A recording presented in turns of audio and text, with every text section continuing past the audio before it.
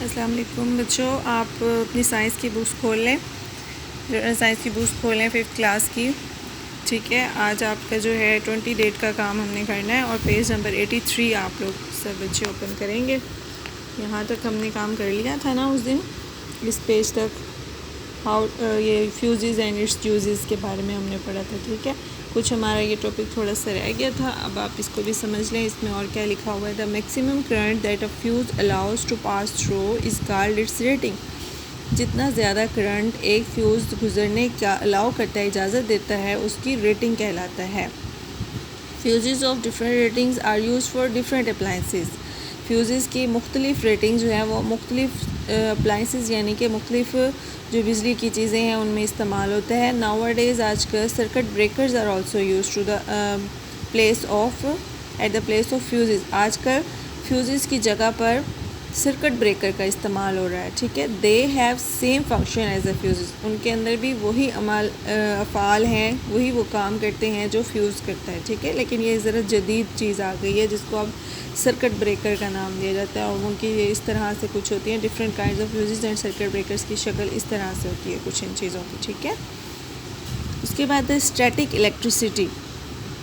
Static electricity क्या होती है, इसमें देखें, we have learned about 2 types of charges. हमने 2 तरह के चार्जेस के बारे में पढ़ा है, positive charge and negative charge, मुस्बत और मनफी charge. Positive charge appears on an object when it loses electrons. Positive charge कब एक ऑब्जेक्ट पर होता है, जब ये अपने इलेक्ट्रॉन्स को खो देता है।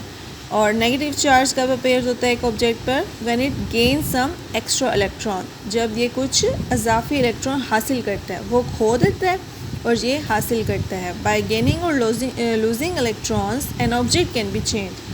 ठीक है, इलेक्ट्रॉन का हसूल और खो देना एक ऑब्जेक्ट को जो है चार्ज करता है। ठीक है, an object can be charge इसी वजह से होता है। कोई ऑब्जेक्ट जो है वो गेनिंग करने की वजह से चार्ज हो जाता है और कोई लूजिंग करने की वजह से इलेक्ट्रॉन्स को चार्ज हो जाता है। This is called static electricity, और यही क्या कहलाती है, स्टैटिक इलेक्ट्रिसिटी कहलाती है। ये यहाँ से आप देखेंगे, यहाँ तक जो है ये स्टैटिक इलेक्ट्रिसिटी की डेफिनेशन भी है, यहाँ से लेकर यहाँ तक। इसको आप DEF भी लिखेंगे यहाँ पर कि यहाँ से लेकर यहाँ तक ये किसकी स्टैटिक इलेक्ट्रिसिटी की डेफिनेशन बन जाती है। The term static means arrest and electricity means charge.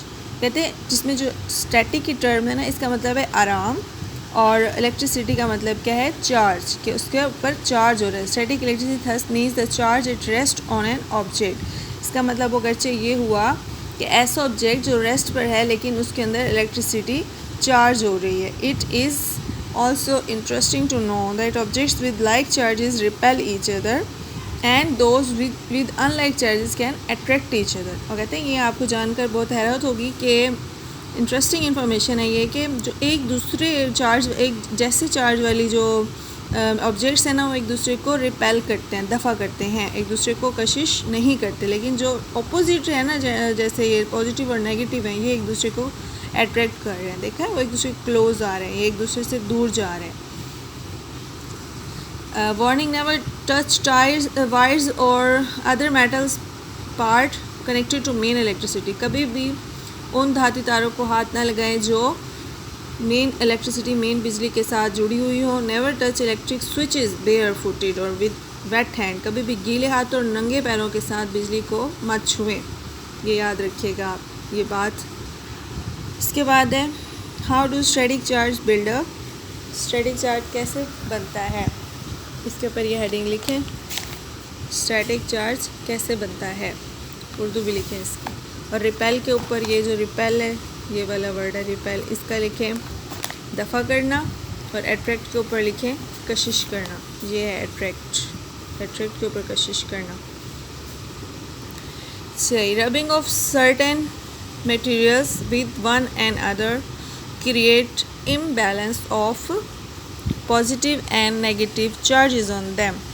अगर रगड़ते हैं हम कुछ मवाद को एक दूसरे के साथ, तो क्या होता है, पॉजिटिव और नेगेटिव चार्जेस उनके ऊपर बन जाते हैं। For example, when a plastic comb is rubbed through dry hair. जब किसी प्लास्टिक के कंघे को खुश्क बालों में फेरा जाता है, क्या रगड़ा जाता है, electron move from hair to comb, तो इलेक्ट्रॉन्स जो होंगे वो बालों से कंघी में मुंतकिल हो जाएंगे।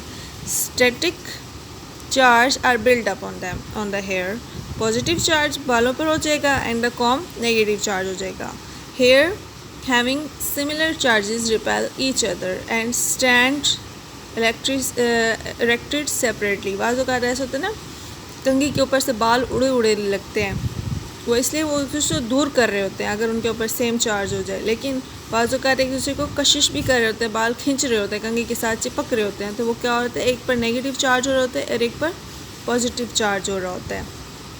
When a charged object is brought closer to a neutral object, it repels similar charges present on the object are attracts opposite charges on it। वही बात लिखी हुई है कि अगर एक जैसी चीज़ें होंगी तो एक दूसरे को रिपेल करेंगी और अगर ऑपोजिट होंगी तो एक दूसरे को अट्रैक्ट करेंगी।